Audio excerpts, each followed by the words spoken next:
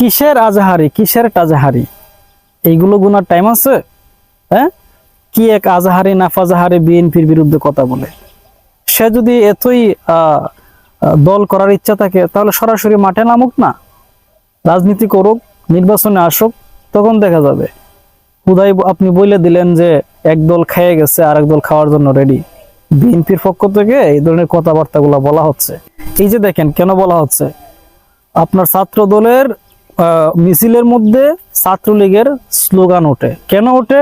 কারণ আপনার যে মিটিং মিছিল সবগুলাই তো ছাত্রলীগে ভরপুর। এখন তাদের যে ঐতিহ্য, যে মিছিল দিয়ে তারা অভ্যাস, এই মিছিলগুলাই দিবে। তার মানে তারাই আপনারা, আপনারাই তারা। হাসিনা সরকার ক্ষমতা থাকা অবস্থায় এক আওয়ামী লীগের যে লোকরা যেভাবে বলতো কিসের আজাহারি, কিসের, সে তো জামাতের প্রোডাক্ট, ঠিক তেমনি ভাবে আপনারা আপনাদের বক্তব্যগুলা দিচ্ছেন। এখন আপনারা ক্ষমতায় যাওয়ার আগেই যদি আলেমুল আমাদেরকে এইভাবে অসম্মান করেন তাহলে কি হবে? ক্ষমতায় গেলে আপনারা তো আওয়ামী লীগের মতোই আরেকটা স্বৈরাচার হবেন। বিষয়টা তো এরকমই দেখাচ্ছে, তাই না?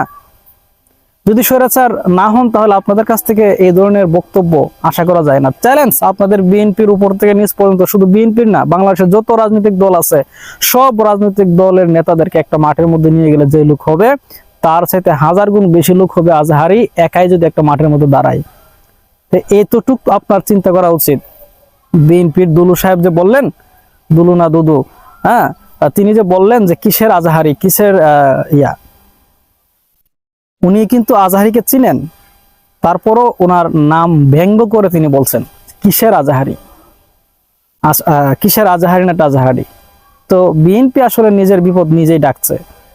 ঠিক আছে, আমার মনে হয় তারা ক্ষমতায় আসলে আওয়ামী লীগ সরকারের আমলে যতটুক আলেম ওলামারা স্পেস পাইছে কথা বলার জন্য, জামাত টেক দিয়ে, বিভিন্ন রাজনৈতিক টেক দিয়ে আলেমদেরকে আবার কন্ট্রোল করবে।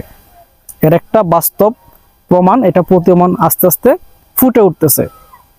সুতরাং জনগণকেও সজাগ থাকতে হবে।